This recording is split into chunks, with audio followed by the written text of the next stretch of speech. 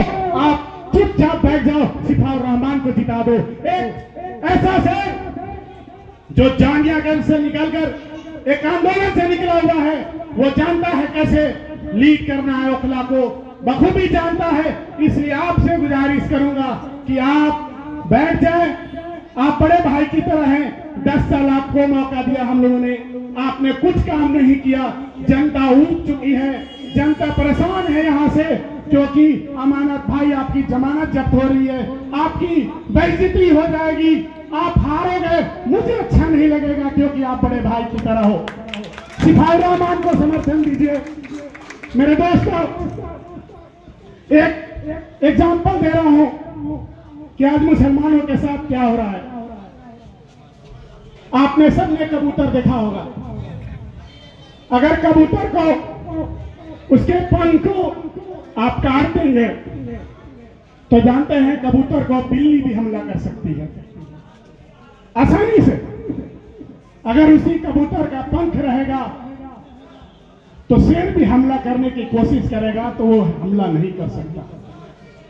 आज मुसलमानों के पंख को काटा जा रहा है, याद रखना।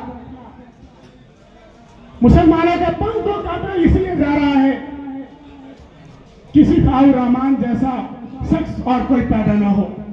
अगर सिफाउर रहमान हार गया तो याद रखना मुसलमानों, उस दिन शाहीन बाग की आंदोलन हार जाएगी। उस दिन सीएए जिसके लिए हम प्रोटेस्ट कर रहे थे, हम हार जाएंगे और सरकार खुश होगी कि ओखला की आवाज, ओखला की आवाम सीएए में जामिया के अंदर हो, यो शाहीन बाग के अंदर हो, वो जो बोलते थे कि बिरयानी खाने के लिए लोग इकट्ठे होते थे, तो याद रखना मुसलमानों, अगर सिफाउर रहमान हार गया तो सरकार कहेगी ये आंदोलन करने नहीं बैठे थे, ये बिरयानी खाने के लिए बैठे थे। तो आपको इज्जत बचानी है, याद रखना। मैं जज्बाती बातें नहीं बोल रहा हूं, आपको जो ग्राउंड की रियलिटी है वो बोल रहा हूं, क्योंकि यहाँ बहुत कुछ हो रहा है हिंदुस्तान में।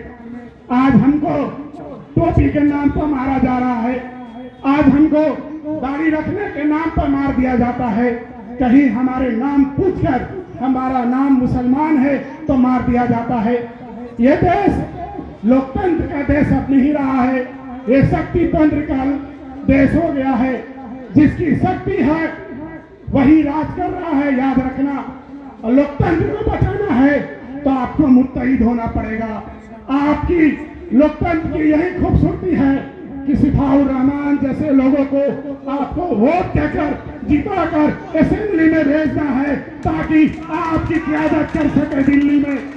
आपकी आवाज को इस असेंबली में गुंजा सके, बोले कि मैं एनआरसी को नहीं मानता, नहीं जानता, नहीं जानता। मेरे दोस्तों,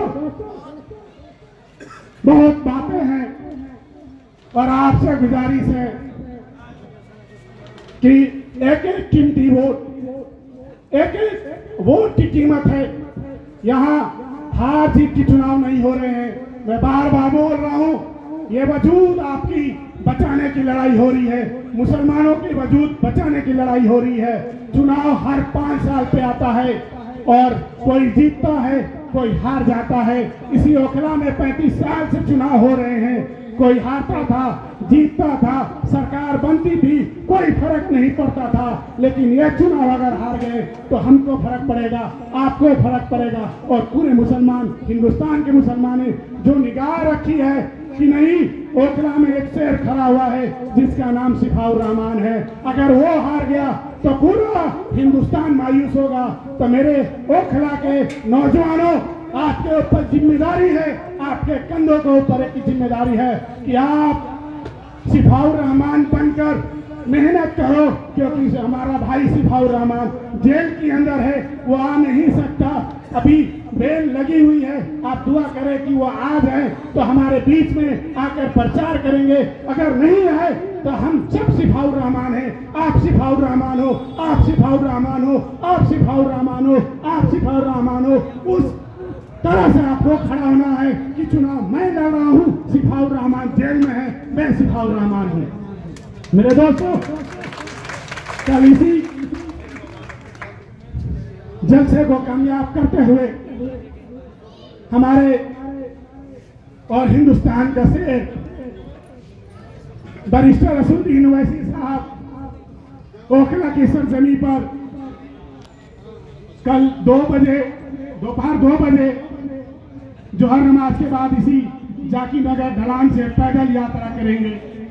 आपसे गुजारिश है कि उस पैदल यात्रा को कामयाब बनाइए और ये हाथ उठाकर आप लोग कीजिए कि सब लोग आएंगे और उनको पूरी प्रोटेक्ट करेंगे, उनको जितना जगह देंगे आगे जाने के लिए। आपसे गुजारिश है आप लोग सब लोग आए, इस पैदल यात्रा को इतना कामयाब बना दे कि इनकी नींदें हराम हो जाए कि ओखली की आवाम असदुद्दीन ओवैसी के साथ और सिफाउर रहमान के साथ खड़े हैं। फिर